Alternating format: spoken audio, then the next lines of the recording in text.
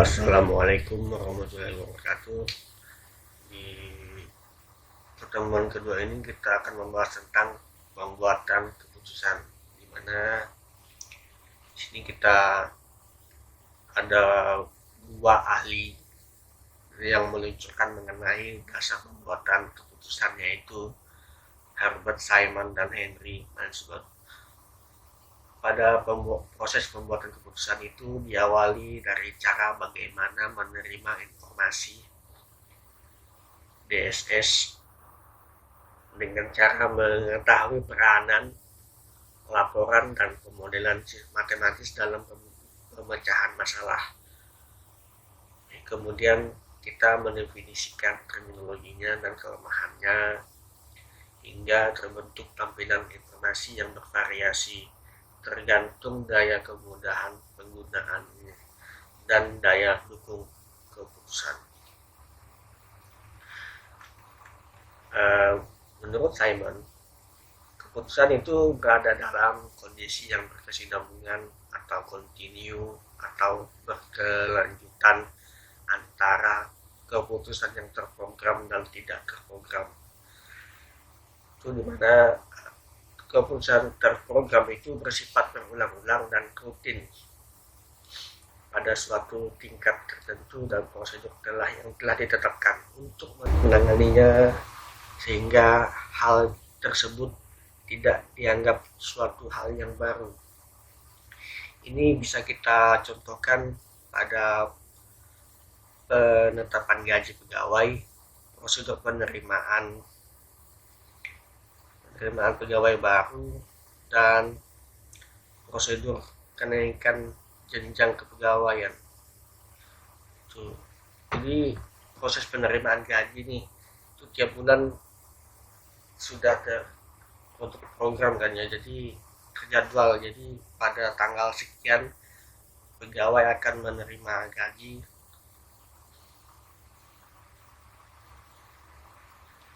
Ada keputusan tidak program itu sifatnya baru, tidak terstruktur dan tidak terurut.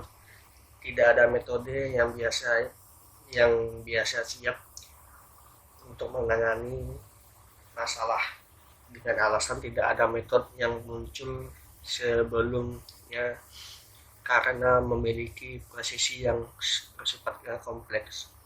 Sini kita contohnya pengalokasian sumber daya yang organisasi. Kemudian kita contohkan penjualan yang merosot tajam, itu sifat yang bisa dikatakan mendadak lah, tidak kita bisa dikatakan tidak terduga gitu.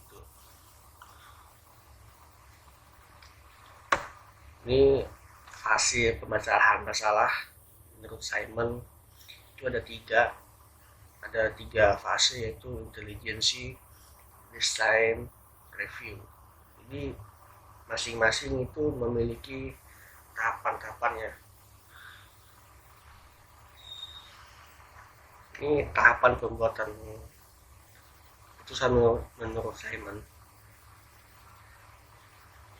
Ada 4 tahapan, yaitu aktivitas intelijensi, yaitu tahapan ini mencari kondisi dalam lingkungan yang memerlukan pemecahan.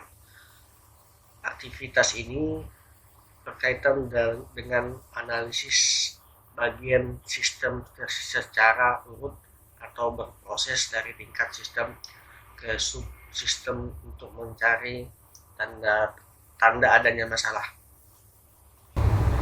Jadi aktivitas intelijensi itu merupakan proses kreatif untuk menemukan kondisi yang mengharuskan keputusan dipilih atau tidak. Pada tahapan aktivitas desain, yaitu menemukan, mengembangkan, dan menganalisa kemungkinan tindakan yang akan dilakukan. Pada tahapan ini harus sesuai dengan langkah pengidentifikasian dan pengevaluasian alternatif yang terbaik untuk menuju kepada tahap aktivitas pemilihan, yaitu kita di sini ada beberapa tahapan, yaitu menemukan cara-cara atau metode yang harus dilakukan. Yang kedua, mengembangkan metode, yaitu menganalisis tindakan yang akan dilakukan selanjutnya gitu. Baru kita ke tahap selanjutnya, yaitu aktivitas pemilihan, yaitu menentukan cara tindakan tertentu dari beberapa yang telah dilakukan sebelumnya. Untuk proses selanjutnya kita melakukan aktivitas peninjauan ulang kembali, yaitu memberikan penilaian ulang terhadap pilihan yang telah dilakukan. Tahapan ini berhubungan dengan langkah pengimplementasian, pemecahan dan penindaklanjutannya. Dari tahapan di atas, menurut Simon, menginterpretasikannya, hal ini menjadi hal yang sangat memiliki arti penting dalam pendekatan sistem. Ini peranan keputusan menurut Mansbot.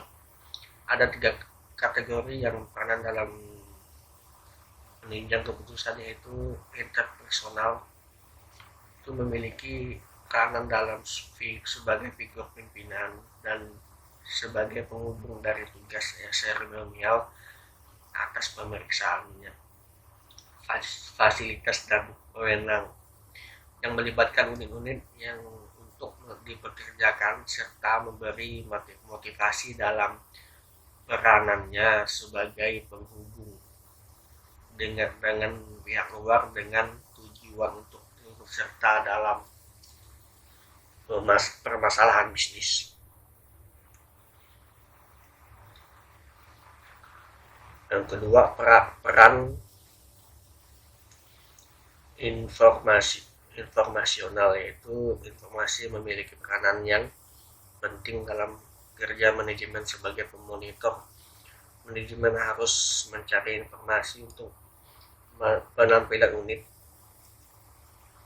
Pemikiran manajer harus fokus pada aktivitas dalam unit maupun lingkungannya, sehingga merangkap peran sebagai penyerbar dan dalam mengemukakan informasi. Yang ketiga, peran decisional. Pada tahapan ini, manajer harus mampu memberikan gambaran informasi terhadap bukti untuk dapat memberikan keputusan mengenai situasi dan memungkinkan untuk membuat model tanpa abstraksi dari sistem informasi yang digunakan untuk membuat berbagai jenis keputusan. Peranan keputusan menurut Mansbot, yaitu pengalokasi sumber. Peranan ini manajer harus diharapkan mampu menemukan cara pembagian sumber organisasi kepada berbagai unit yang ada, seperti pembuatan keputusan untuk menetapkan anggaran operasional tahunan. Pada selanjutnya, negosiator, yaitu pemegang peranan ini, manajer harus mengatasi perselisihan yang ada yang muncul dalam perusahaan dan perselisihan yang terjadi antara perusahaan dan environment, seperti pengambilan keputusan untuk melakukan negosiasi kontrak proyek baru dengan pekerja.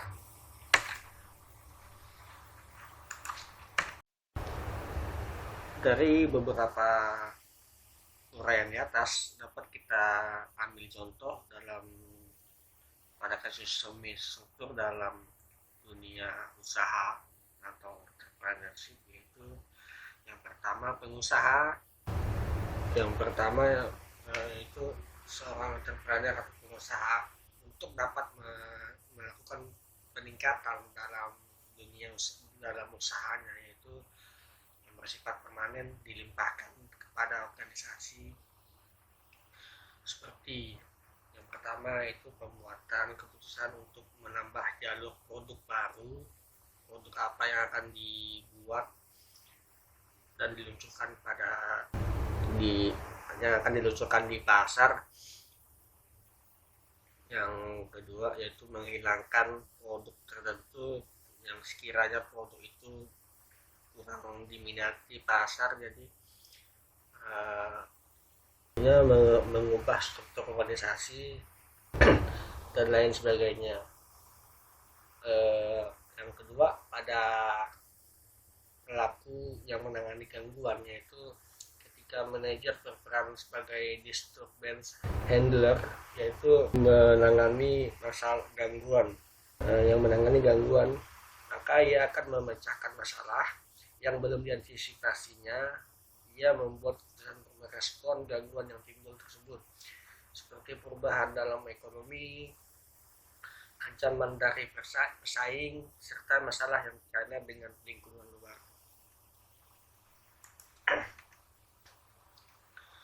Ini jenis DSS menurut Stephen L. Alter memberikan pengetahuan dalam membedakan antara tingkat dukungan penunjang keputusan. Jenis DSS yang memberikan dukungan paling sedikit adalah jenis yang memungkinkan manajer untuk meretrieve information element dalam melakukan query terhadap database untuk memperoleh gambaran. Dukungan yang paling sedikit lebih besar diberikan oleh DSS yang memberikan kemampuan manajer untuk menganalisis keseluruhan dari file sebagai bentuk laporan khusus. Selanjutnya, dukungan yang lebih besar lagi dicukupi oleh sistem membuat laporan standar dari beberapa file.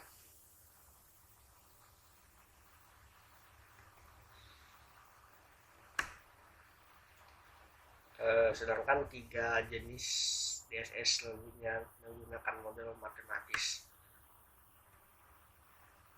Dukungan keputusan yang lebih banyak lagi diberikan oleh model yang dapat menawarkan keputusan yang dapat digunakan oleh manajer untuk membuat keputusan. Jenis keputusan yang dikumpulkan oleh Alter mencakup sistem yang memberikan ketiga output dasar. Ini dalam peningkatan pengambilan keputusan dapat membuat keputusan dengan menggunakan satu atau beberapa pertimbangan sebagai berikut. Itu berdasarkan fakta yang terjadi pada suatu masalah atau suatu hal. Yang kedua, berdasarkan pengalaman, dapat memutuskan pertimbangan pengambilan keputusan berdasarkan pengalaman yang terjadi yang atau dialaminya. Yang ketiga, rasional analitis mempertimbangkan semua alternatif dengan segala akibat dari pilihan yang diambilnya, menyusun segala akibat dan memperhatikan skala pilihan yang pasti dan memilih alternatif yang memberikan hasil yang maksimum. Ini yang selanjutnya, intuitif emosional, yaitu berdasarkan perasaan atau kebiasaan yang mendalam, pemikiran yang reflektif, dan naluri dengan menggunakan proses alam bawah sadar. Yang selanjutnya, model keputusan individu dengan melakukan pendekatan kolektif, yaitu metode yang umumnya dipakai untuk tawar-menawar, incremental, mixed bargaining, agregatif, terancang sampah. Itu dapat dilihat dari tujuan DSS, yaitu dimaksudkan untuk tidak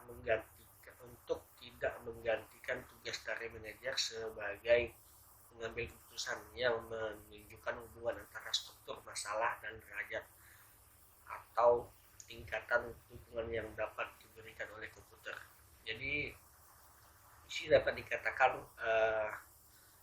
DSS ini hanya memberikan saran, yaitu dari beberapa masalah, dari beberapa yang telah dijabarkan itu tergantung untuk keputusannya di tangan, tetap di tangan manajer. Ini untuk tugas kelompoknya, kalian bikin kelompok 2 sampai 5 orang, minimal 2 maksimal 5, jangan lebih. Diskusikan antara kalian tentang masalah umum dalam sistem penunjukan keputusan. Itu apa saja yang terjadi, apa saja masalah umum yang dapat dikembangkan, dapat dibuat sistem keputusannya. Buatkan laporannya dan dikumpulkan pada pertemuan ketiga ya. Ini untuk latihan soalnya kalian kerjakan ya. Jadi untuk pembelajaran kalian, persiapan untuk UTS atau UAS nanti, barangkali aja di sini ada yang keluar soalnya. Cukup sekian di pertemuan kedua. Kalau ada yang ingin ditanyakan saja melalui WA group atau forum diskusi. Assalamualaikum warahmatullahi wabarakatuh.